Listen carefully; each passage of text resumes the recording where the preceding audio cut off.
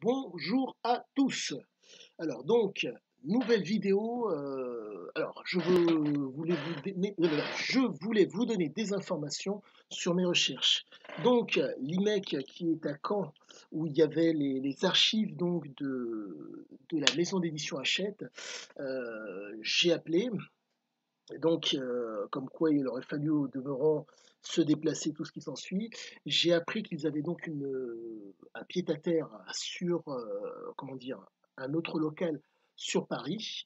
J'ai appelé et résultat, bizarrement, j'ai été transféré à Caen, aller comprendre le pourquoi du comment, et résultat, c'est mort. Il s'avère que il m'avait envoyé donc un email pour me dire qu'il n'avait rien du tout sur Sisiaziké, donc me voilà déjà informé. Par rapport au pied-à-terre qui se trouve à Paris, ils n'ont rien du tout non plus, d'après ce qu'ils m'ont dit. Ah non, ils m'ont expliqué. Les gens de Caen m'ont expliqué que s'il n'y avait rien donc chez eux, à Paris, il y aurait encore moins de choses. Donc ce n'est pas un problème. Sur une, on va dire, intuition, entre guillemets, compte tenu que vous avez des articles sur Sisiaziki avec des photographies de lui dans sa mine, entre guillemets, officiellement, euh, bref, ça a été photographié, en tout cas vous avez des articles sur Internet. J'ai, compte tenu de la façon dont ça avait été photographié, j'avais l'impression que ça devait être VSD ou autre, ou Paris Match, et j'ai appelé Paris Match pour savoir ce qu'il en était, compte tenu du fait qu'il a fait best-seller mondial à l'époque, et qu'il était passé chez Bernard Pivot. Pour ceux qui sont trop jeunes pour connaître, Monsieur Pivot, il tenait une émission littéraire dans la télévision française sur France 2, pardon, sur Antenne 2 à l'époque. Ça date, pour ceux qui ne savent pas, c'était l'ancienne France 2. Et dans cette émission, Monsieur Bernard Pivot recevait tous les intellectuels, bref, et puis voilà quoi. Donc, pour vous la faire courte, les informations que j'ai pu avoir démontrent que Ziké, en tout cas, ils n'ont pas, quand les éditions Hachette n'ont fait qu'éditer Ziké, mais ils n'ont pas pris de photos quoi, aux caisses pour, entre guillemets, immortaliser le moment avec cet homme. Là, par exemple, l'autre petite voie sur laquelle je vais me diriger, ça va être par rapport à Oroenko. Il y a eu un écrivain pigiste, plus ou moins journaliste, qui expliquait que il avait enregistré Ziké sur sa jeunesse. Alors celui-ci, il va falloir que je le trouve. Ça va être extrêmement dur parce que je suis... je vais vous donner une image assez... qui vaut ce qu'elle vaut. Euh, j'ai un pull devant moi en maille, il y a une petite maille qui sort, je vais tirer sur la maille pour avoir mon information de façon extrêmement douce. Et là, il faut que j'arrive à retrouver cet homme. Ça va être extrêmement complexe, je ne sais pas. En tout cas, si ce monsieur vient écouter, qu'il a conservé les cassettes audio de son enregistrement sur l'enfance de Ziki, qu'il m'appelle, ça m'arrangerait. Donc voilà. Autre petite chose, j'en ai profité pour appeler Paris Match, en me disant que, avec un peu de chance, peut-être que je vais avoir les informations prochainement. Donc vous serez informés. Et autre voie aussi qui va me permettre de vous donner des éléments qualitatifs pour pouvoir bien comprendre l'homme. Vous avez un chercheur que j'apprécie énormément qui s'appelle Bernard Lugon, qui est donc bref, il a une formation au départ de géographe et ça donne quelque chose d'extrêmement qualitatif parce que si vous voulez, c'est un chercheur, si je puis dire, sur le réel. Pour faire simple, il fait partie de ce qu'on appelle, il faisait, il est toujours vivant, mais il faisait, parce que le doctorat qu'il a passé à l'époque n'existe plus. C'était un doctorant d'État. Il a un doctorat d'État. Un doctorat d'État, c'est 10 ans. Et la grande force, c'est que c'est 10 ans à pouvoir faire la navette entre la France et, dans le cas de M. Lugon, c'est l'Afrique, son domaine de prédilection. C'est un africaniste. Et c'est extrêmement intéressant parce que, si vous voulez, l'homme ne vous parle pas de ce qu'il pense ou de simplement ce qu'il a étudié de façon livresque.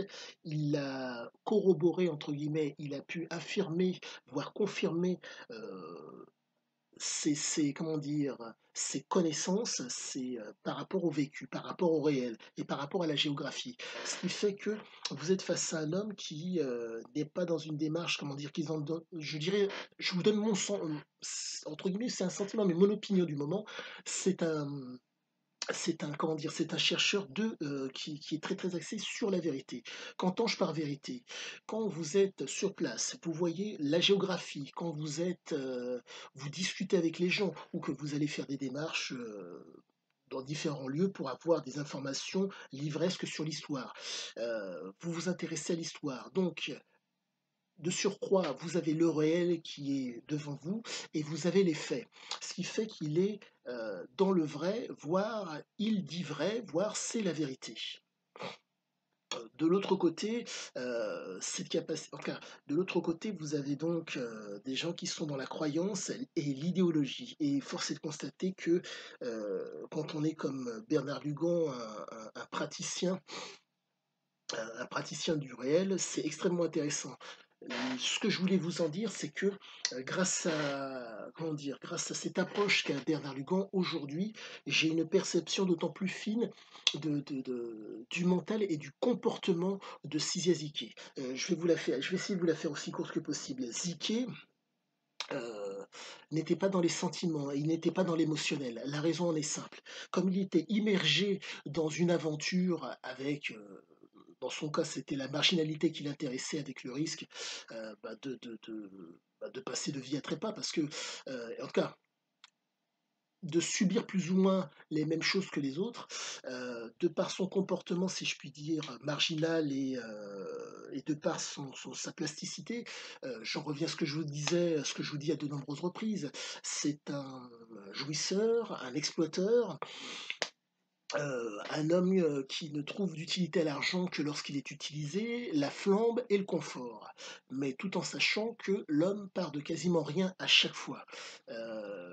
Et donc, dès qu'il a cherché, entre guillemets, l'aventure dans laquelle qu'il allait exploiter, il cherche, il trouve, il provoque la chance, il trouve un moyen de l'exploiter et il l'explore. Et Lugan permet vraiment de nettement mieux comprendre nombre de choses. Si on fait un parallèle avec nombre de propos que tient Bernard Lugan par rapport à son comportement de chercheur et qu'on fait le parallèle avec Ziquet, euh, on se rapproche.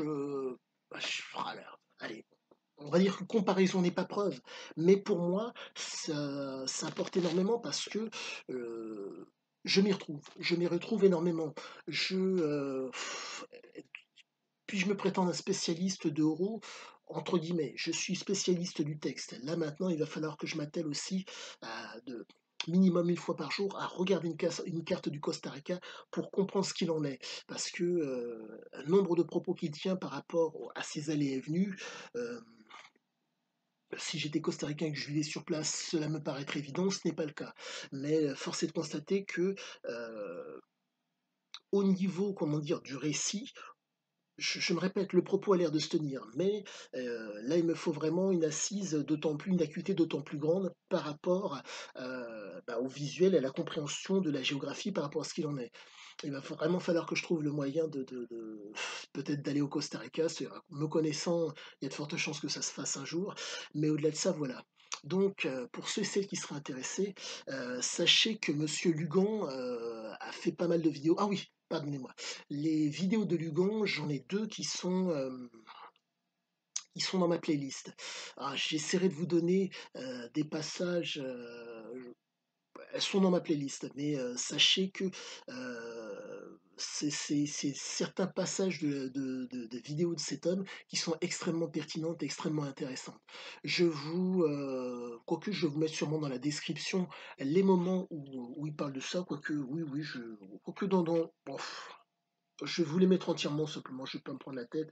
Allez dans ma playlist et allez à Bernard Lugan. Vous allez voir, c'est extrêmement intéressant, extrêmement pertinent.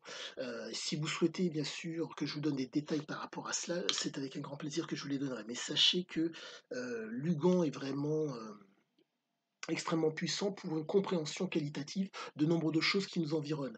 Ah oui, petite chose par rapport à Lugan qui va peut-être vous donner des éléments de compréhension d'autant meilleure par rapport aux textes oraux, euh, étant donné que Siziaziki était un homme du réel. Il n'était pas dans le, comment dire, il n'est pas, je dirais pas que c'était un homme qui avait des certitudes, mais si vous voulez, c'était un homme qui faisait la navette entre le réel, les habitudes, les convictions et les certitudes. Mais compte tenu du fait que c'était sa peau qui mettait en avant constamment, il lui fallait être toujours avoir des habitudes qui puissent entre guillemets lui permettre, de par son comportement d'exploiteur et de par son côté offensif, d'avoir toujours l'action adéquate par rapport au réel.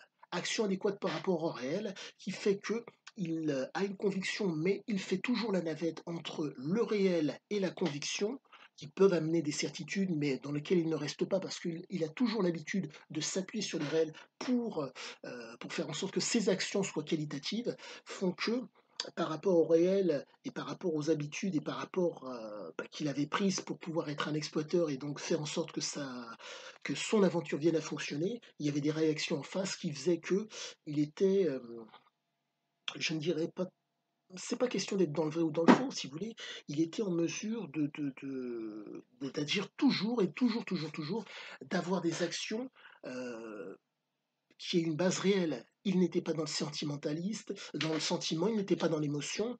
Les droits de l'homme, les droits de l'homme, la laïcité et qui sont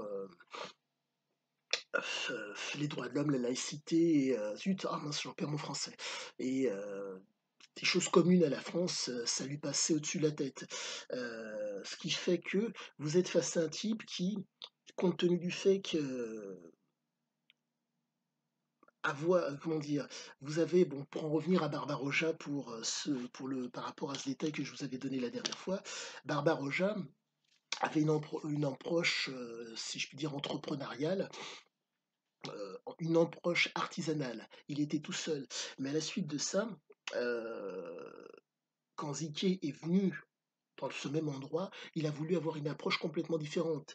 Les informations qu'il avait réussi à glaner par rapport à ce qu'a réussi à faire Barbaroja, qui était un homme dur, un homme violent, pour pouvoir trouver de l'or, et qui était aussi dans une perspective d'exploiteur, mais une perspective d'exploiteur à, comment dire, à petite échelle, fait que quand Ziké, lui, est arrivé, ça a fait toute la différence.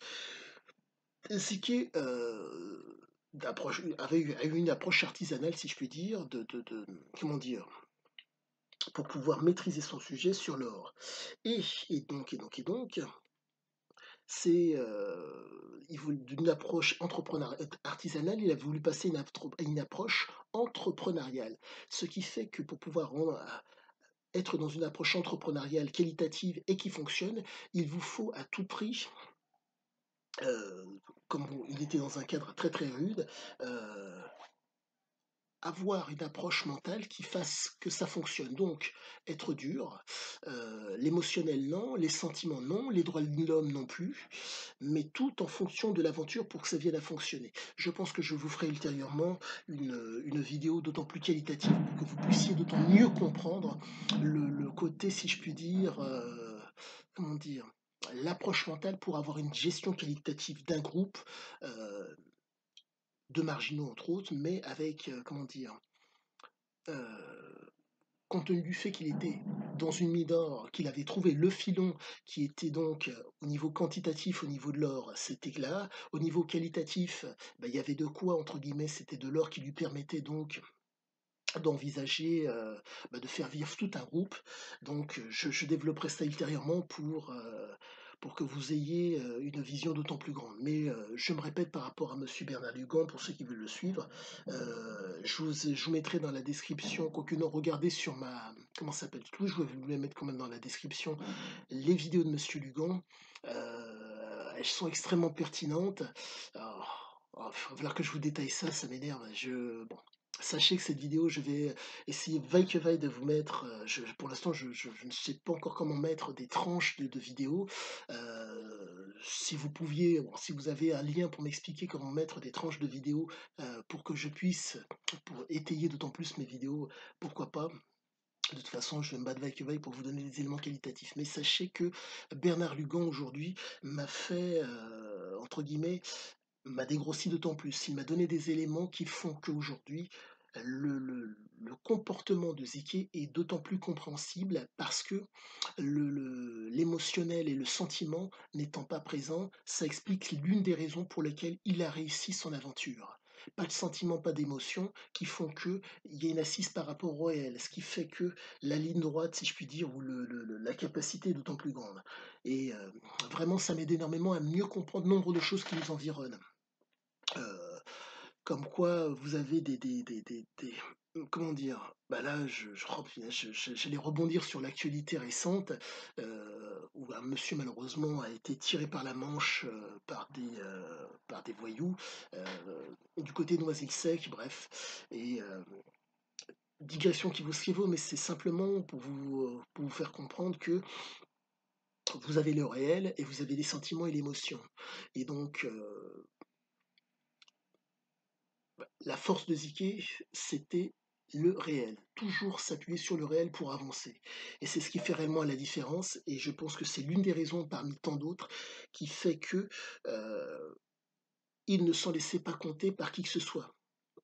Quand vous êtes constamment dans le réel, quand vos pieds ont une assise qui s'appelle le réel, on ne dirige la nature qu'en la suivant. Donc en un mot, le réel vous montre une direction, vous allez dans le sens du réel pour faire la différence. Si vous allez dans le sens du réel, vous pouvez gagner. Si vous allez sur une perspective qui s'appelle l'idéologie, vous pouvez aussi gagner. Mais l'idéologie est une croyance qui est basée malencontreusement pour nombre de gens sur des certitudes.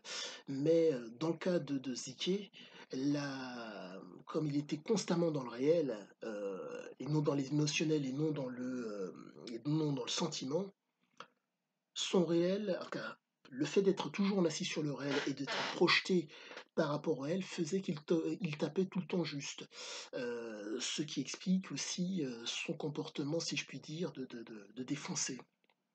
Car ne voulant pas travailler, voulant être un exploiteur, dans le cas d'Oro étant un esclavagiste, il était constamment, ça lui permettait, si je puis dire, d'avoir l'afflux nerveux, qui fait qu'il avait cette vigilance et cette réactivité et cette capacité à agir pour pouvoir toujours être dans une projection combattante, qui fait que l'épreuve, quand elle se présentait à lui, euh, il arrivait à passer l'épreuve.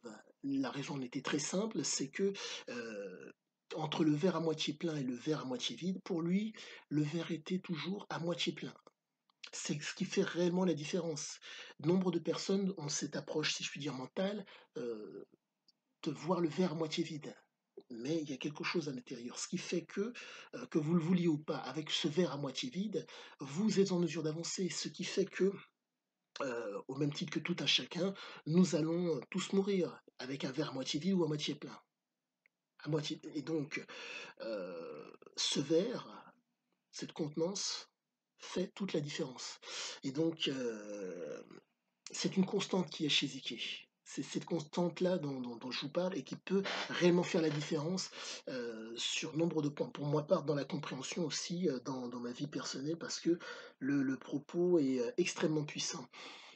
Donc, encore une fois, merci Ziké, et surtout, surtout, surtout, merci Bernard Lugan. Si l'occasion pour vous, messieurs ou mesdames, d'aller voir comment dire, une vidéo Lugan se présente, allez-y. Le propos est extrêmement qualitatif, le propos est extrêmement enrichissant. Allez-y, vous allez vous y retrouver d'une façon phénoménale. Et je vous dis à tous et à toutes une excellente fin de journée et je vous dis à bientôt sûrement. Au revoir à tous.